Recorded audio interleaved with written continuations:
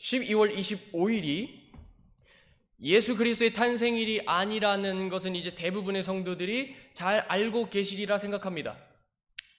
예수님의 탄생일에 대해 가능성 있는 시기를 우리가 추정해 볼 수는 있어도 특정 날짜를 이게 예수님의 탄생일이다, 정확하게 이 날짜에 몇 시 몇 분에 몇 초에 태어나셨다, 이렇게 딱 단정 지을 수는 없습니다. 불가능하죠. 그러하므로 크리스마스와 연말 시기를 함께 보내는 그리스도인은 날짜에 주목하는 것이 아니라 이제는 성경 기록이 가르치는 교리가 무엇인지 우리의 온 시선을 기울여야 합니다.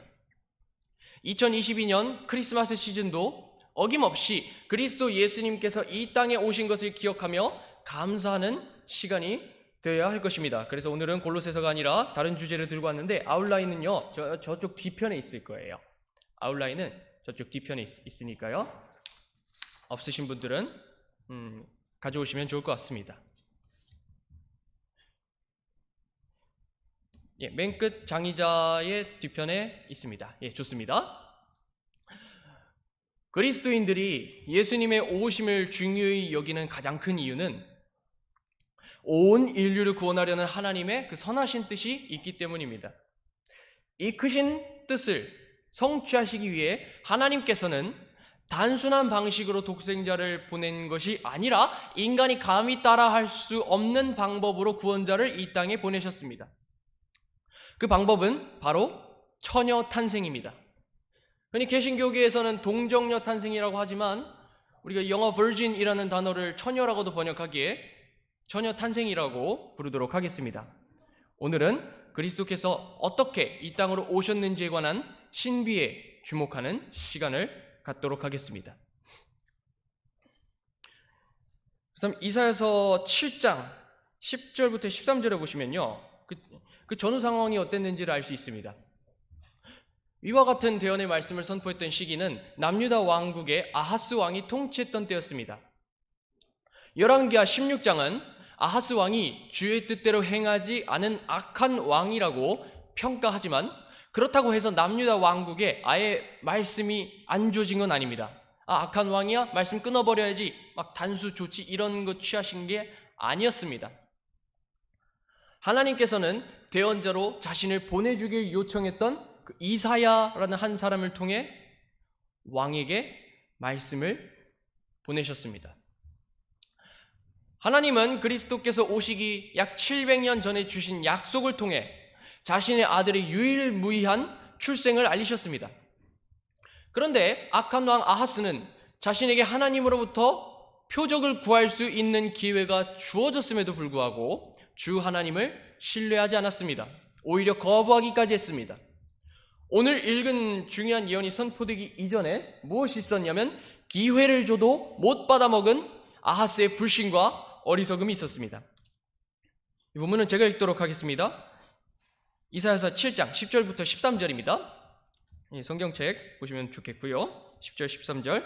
또 주께서 다시 아하스에게 말씀하여 이르시되 너를 위해 주 내 하나님께 한 표적을 구하라. 깊은 곳에서든지 위로 높은 곳에서든지 그것을 구하라 하셨으나 아하스가 이르되 나는 구하지 아니하겠고 주를 시험하지도 아니하겠나이다 하매 이사야가 이르되 오 다윗의 집아 이제 너희는 들으라. 너희가 사람들을 지치게 하는 것이 작은 일이기에 나의 하나님도 지치게 하려느냐. 그 다음에 표적으로서 처녀 탄생에 관련된 예언이 나오는 것입니다. 아하스 왕이 하나님을 신뢰하기를 거부했음에도 불구하고 이사야는 중대한 한 표적을 선포했습니다.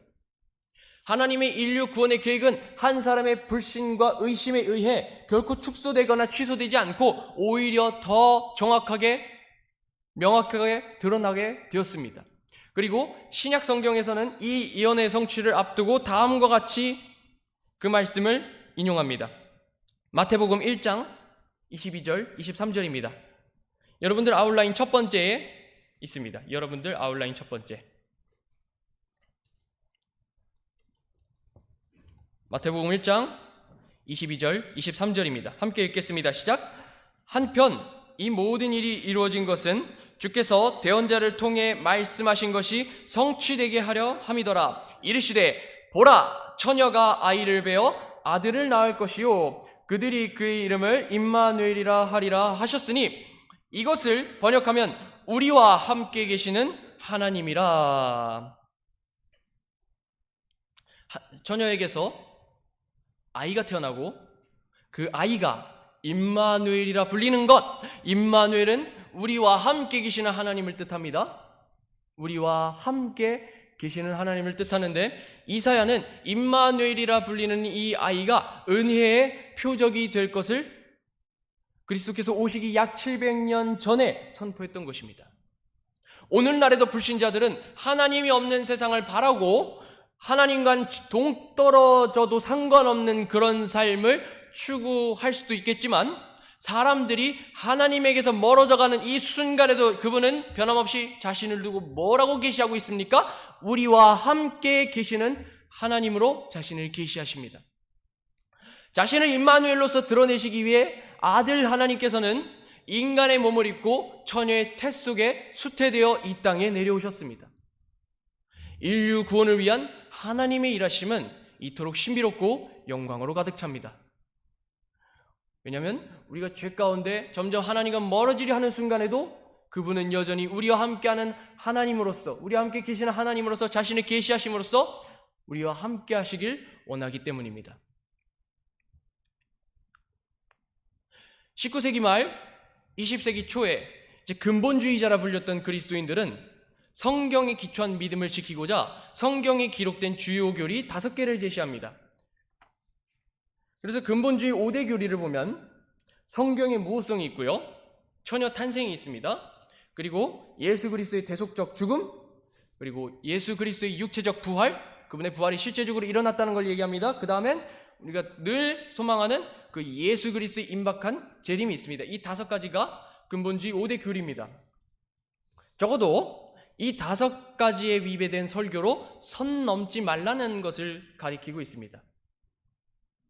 그중 2번째가 무엇이었어요? 처녀 탄생입니다. 교리적인 문제는 참 어렵단 말이에요. 이게 역사적으로 예수님과 직접적으로 연관된 교리들이 계속해서 논쟁의 대상이 되어 왔어요. 교리적으로도 예수 그리스도에 관련된 교리들이 먼저 확립되었습니다. 교리적인 문제는 사람의 그 선호도, 나는 이게 마음에 드는 것 같아, 저게 마음에 드는 것 같아, 아니면 뭐 알아서들 하세요, 나는 그냥 뭐든 선호할 테니까, 이런 선호도로 결정하는 것이 아니라 성경 기록에 기초해서 결정하는 것이기에 이미 1세기 말 그리고 2세기에 그리스도인들은 성경 기록에 따라 마리아가 성령님으로부터 수태하여 예수님께서 태어났다는 교리를 가르쳤습니다. 당시 그리스도인들은 그리스도께서 초자연적인 방법으로 이 땅에 오셨다는 믿음을 가졌고 이 믿음을 2000년대에 이르기까지 잘 가르쳐 왔습니다. 그러나 성경을 불신하는 학자들이 그들의 신학적 방식과 성경 번역을 통해서 처녀 탄생이라는 교리를 훼손시키고 있습니다.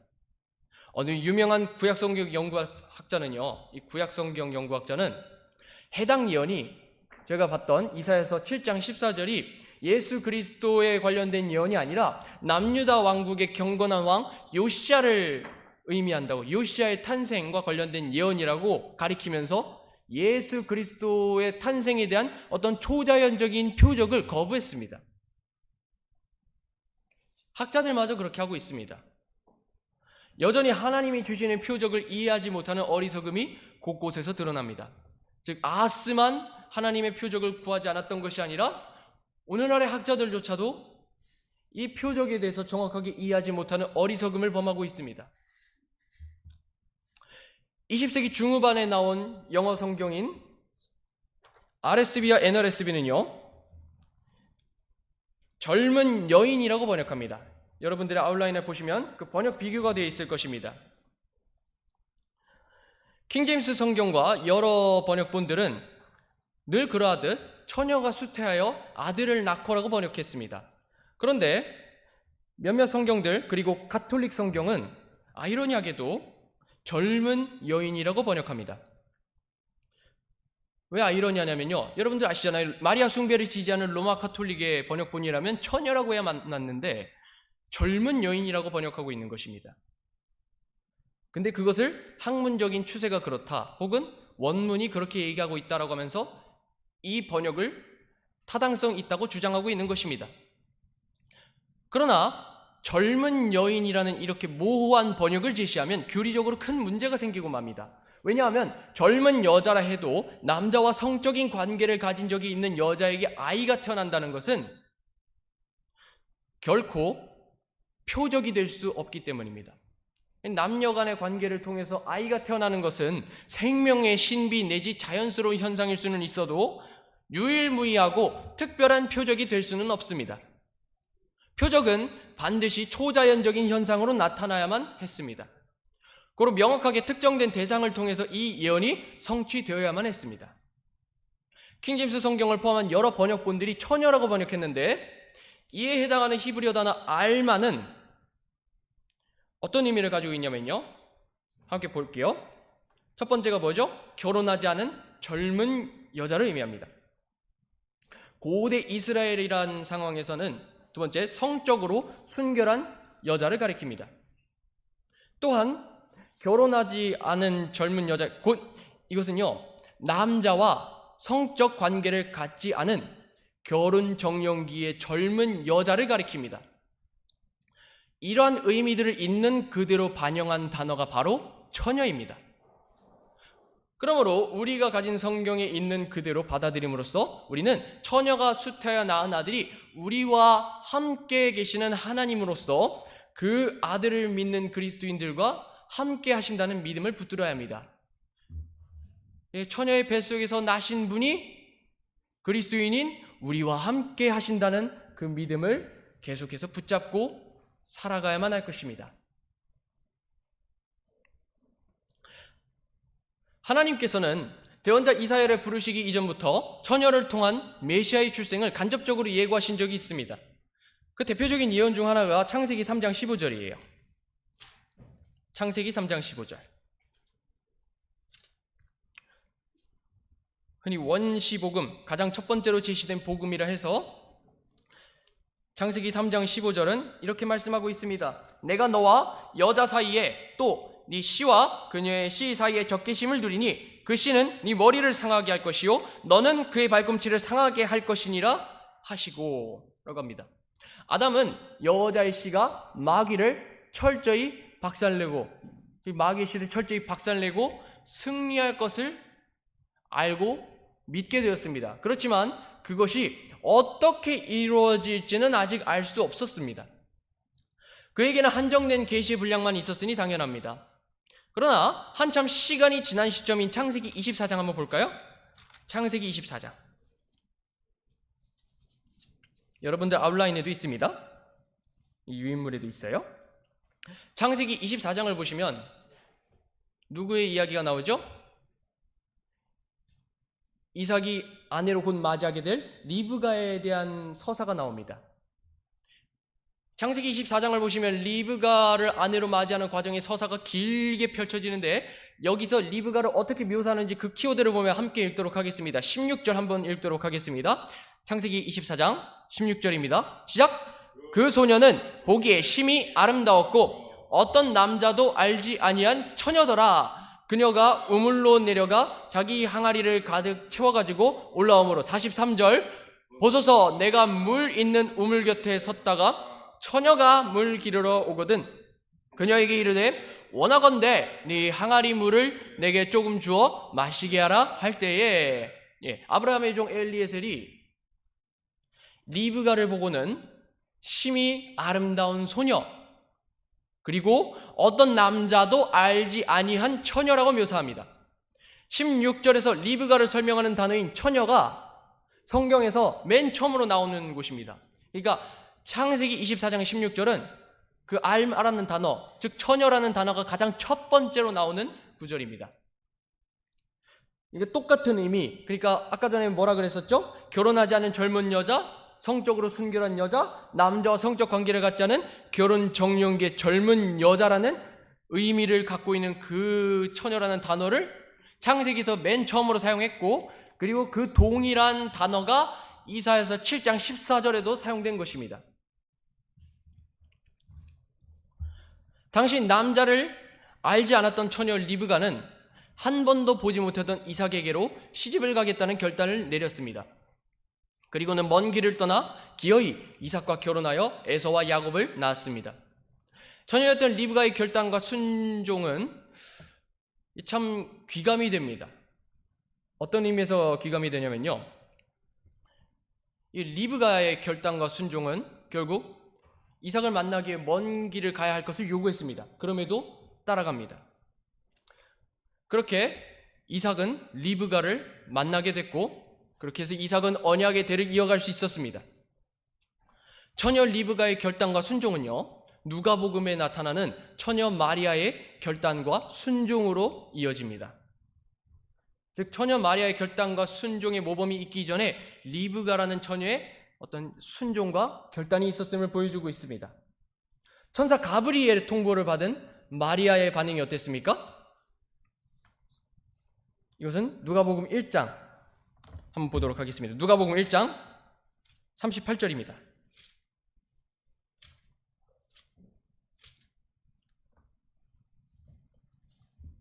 여기서 마리아의 반응이 나옵니다. 누가복음 1장 38절. 찾으신 줄 알고 읽겠습니다. 시작. 마리아가 이르되 주의 여종을 보소서, 당신의 말씀대로 그 일이 내게 이루어지기 원하나이다 하니 천사가 그녀에게서 떠나니라. 이 점에서 처녀 리브가는 이 처녀 탄생이라는 예언 성취를 위한 순종의 모범이자 처녀 탄생의 아주 간접적인 예시를 제공하고 있습니다. 처녀라는 키워드가 먼저 나오고요, 그리고 처녀 탄생을 위해 부름을 받은 사람이 어떻게 순종할 것인지를 예표하고 있습니다. 그런데 이런 간접적인 예고는요, 리브가의 남편이 이삭에게서도 볼 수 있습니다. 그러니까 아브라함과 야곱은 그리고 요셉은 할 얘기가 참 많은데 이게 이삭은 별로 얘기할 게 없단 말이에요. 상대적으로 얘기할 게 많이 없습니다. 분량이 없어서 별로 주목할 만한 이야기가 없어서 등한시되는 이삭이지만 우리는 그에게서 우리와 함께 계시는 하나님 임마누엘에 대한 예고를 찾을 수 있습니다. 한번 넘어가 볼까요? 창세기 26장입니다. 이번에는 창세기 26장. 이거는 여러분들이 유인물에도 있으니 함께 병행해서 확인해 주시면 좋습니다. 창세기 26장 3절입니다. 이 땅에 체류하라. 그러면 내가 너와 함께하며 내게 복을 주리라. 또 내가 이 모든 지역을 너와 내 씨에게 주고 내가 네 아버지 아브라함에게 맹세한 그 맹세를 이행할 것이며 라고 하고, 또 24절로 넘어가면은 이렇게 말씀하고 있습니다. 이건 함께 읽도록 하겠습니다. 시작. 바로 그 밤에 주께서 그에게 나타나 이르시되 나는 네 아버지 아브라함의 하나님이니 두려워하지 말라. 내 종 아브라함으로 인해 내가 너와 함께하며 내게 복을 주어 네 씨를 번성하게 하리라 하셨으므로, 여기서 좀 의미심장한 키워드가 나오죠. 의미심장할 것도 없죠. 그냥 딱 잘라서 기록되어 있습니다. 너와 함께 할 것이라는 말씀이 기록되어 있습니다.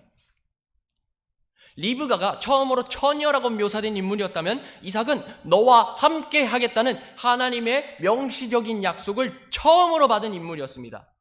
즉 하나님께서 언약의 백성과 함께 하겠다는 그 약속을 이삭이 맨 처음으로 받았어요. 언약의 하나님께서 이삭에게 너와 함께 하겠다라고 하는 이 약속은요, 우리와 함께 계시는 하나님의 오심에 대한 약속으로 점차 그 범위가 개인이 아니라 개인에서 민족으로, 민족에서 이 신약교회로, 그리고 더 나아가 많은 사람들에게까지 범위가 확장되었습니다. 개인을 향한 약속이 민족 그리고 이 신약교회까지 이어진 것입니다. 우리는 다음과 같은 구절이 있지 않습니까? 우리와 함께 계시는 하나님께서는 우리와 항상 함께 한다고 약속하셨습니다. 그것이 바로 예수 그리스도의 지상 명령이죠. 마태복음 28장 20절은 이렇게 기록되어 있습니다. 후반절을 보면, 마태복음 28장 20절 후반 보면요, 보라 내가 세상의 끝까지 항상 너희와 함께 있느니라 하시니라. 즉 이 창세기에는 그 예표들이 제시되어 왔고 그것이 예언서를 통해서 확장되었으며 그 말씀이 신약시대는 성취되었고, 그리고 신약교회는, 그리고 신약 성도들인 여러분들과 저를 포함한 여러분들께서는 모두가 우리와 함께 계시는 하나님의 은혜를 누리고 있고 우리는 하나님과 함께하는 성도로서 지금 살아가고 있다는 것을 보여주고 있습니다. 그렇다면 마지막으로는 이 처녀 탄생의 성취와 이 천사의 설명을 통해 나타나는 그런 가르침들을 보도록 하겠습니다. 이게 많이 읽어야 돼요. 많이 읽어야 되는데 원래는 누가복음 1장 26절부터 37절까지 쭉 읽어야 돼요. 그러나 끝나고 한번 읽어보시면 좋겠고요. 저희가 다 읽을 수 없으니 누가복음 1장 34절부터 37절까지 한번 읽도록 하겠습니다. 누가복음 1장 34절부터 37절입니다. 번갈아 가면서 읽도록 하겠습니다. 번갈아 가면서 그때 마리아가 천사에게 이르되 나는 남자를 알지 못하는데 어찌 이 일이 있으리까 하매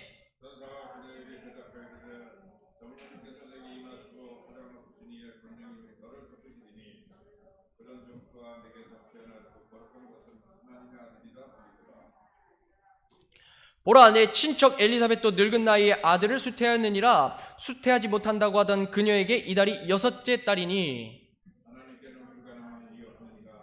38절 함께 읽을까요? 시작. 마리아가 이르되 주의 여종을 보소서 당신의 말씀대로 그 일이 내게 이루어지기 원하나이다 하니 천사가 그녀에게서 떠나니라. 예수님께서는 성령님의 초자연적인 역사를 통해 마리아의 몸에서 잉태되어 다른 인간 어머니들과 같이 약 9달 내지 약간의 시간이 있으면 한 10달 정도 그 정도의 시간 동안 뱃속에서 자라왔고 그 뒤에 세상 밖으로 나오셨습니다. 즉 처녀 탄생은 예수님께서 임신과 출산이라는 이 자연적인 과정을 경험하신 진정한 사람임을 확증해 줍니다. 그분께서는 계보상 아브라함의 자손이기도 했고 유다의 자손이기도 했으며 또한 다윗의 자손이 되어 창세기 때부터 예언서에 이르기까지 그 언약과 예언이 예수 그리스도를 통해 성취되었음을 보여주고 있습니다. 처녀 탄생은 단순히 그냥 하나의 예언 정도가 아니라 언약과 예언과 구원 사역에 있어서 가장 중대한 교리 중 하나라고 믿고 받아들이셔야 할 것입니다. 그리고 또 1장 35절 누가복음 1장 35절의 핵심인데요. 아까 뭐라 기록되어 있죠? 천사가 마리아에게 답해 주죠. 가브리엘 천사가 한 말을 믿었던 마리아는 그냥 가만히 있었던 것이 아니라 천사에게 질문하여 이 신비로운 일을 깊이 이해하고자 했습니다. 그러자 가브리엘은 누가복음 1장 35절에서 핵심이 되는 4가지의 진리를 가르쳐주고 있습니다. 그 첫 번째가 바로 이것입니다. 성령님께서 네 위에 내려오실 것이라 라고 말했습니다. 천사는 성령님께서 네 위에 내려오실 것이라 말했습니다. 이 비슷한 구절이 또 누가복음이 아니라 사도행전 1장 8절에 있죠. 이는 처녀 탄생이 인간의 자력으로 이루어지는 사건이 아니라 성령님의 능력으로 이루어질 것을 가리키는데 이 약속은 그 사역을 이루시는 주체가 하나님이시라는 것을 나타내며 그 하나님의 사역은 아이가 남녀 간의 성관계를 통해 태어날 것이라는 가능성 그리고 그 의심들을 모두 다 배제시켜 버립니다. 당시에도 이렇게 생각하는 분들이 있었을 거예요. 저 애는 아버지가 누군지 모른다. 아니다 사생아다. 뭐 요셉의 아들이 맞나?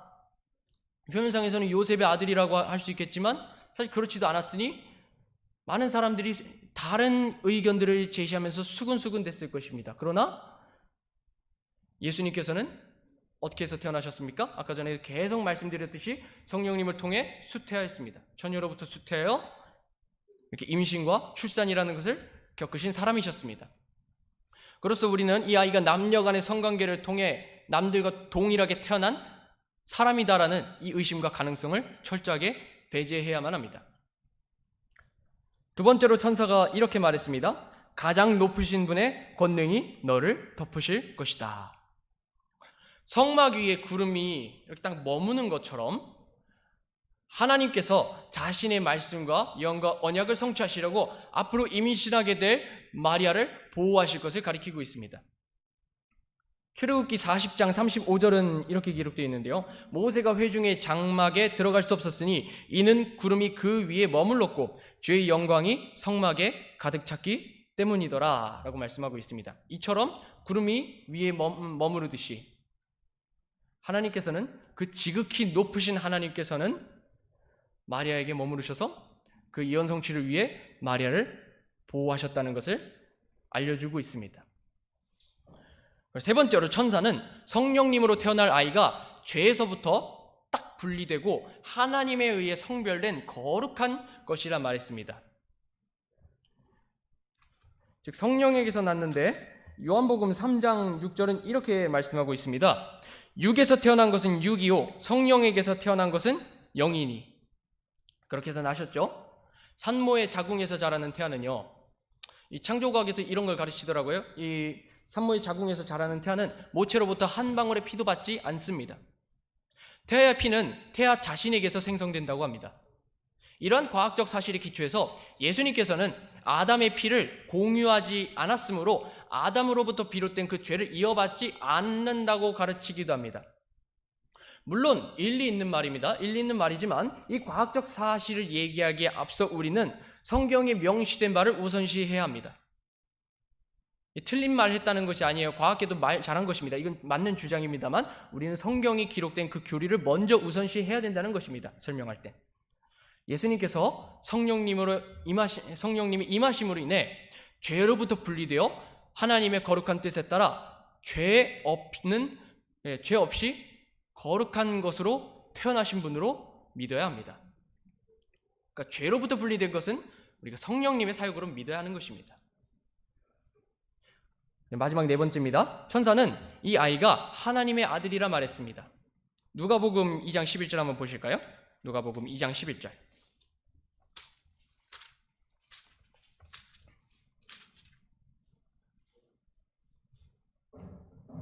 이것도 함께 읽겠습니다. 시작. 이날 다윗의 도시에 너희를 위해 구원자 곧 그리스도 주께서 태어나셨느니라. 우리가 이 주님에 대해서 얘기할 때는 이 주 하나님 곧 여호와 하나님을 가리키고 있습니다. 이 말씀은 예수님께서 단순히 사람에 불과한 존재가 아니라 주 곧 여호와께서 사람의 몸을 입고 오신 것을 의미합니다. 하나님의 아들이라는 명칭은 그리스도께서 하나님이심을 계시하고 아버지 하나님과 동등한 위격을 가지신 분임을 나타냅니다. 즉, 이 땅에 오신 예수 그리스도께서는 아버지 하나님과 동등한 위격을 가지신 성자 하나님이신 것을 보여주고 있습니다. 이렇게 우리가 정리를 해봤는데요. 처녀 탄생과 임마누엘, 핵심만 정리하자면 이렇습니다. 처녀 탄생은 예수 그리스도께서 참 사람의 몸을 입고 오신 하나님이심을 가리키는 중요한 교리입니다. 처녀 탄생은 예수님께서 우리를 구원하시기 위해 죄 없이 이 땅에 오신 분임을 증명합니다.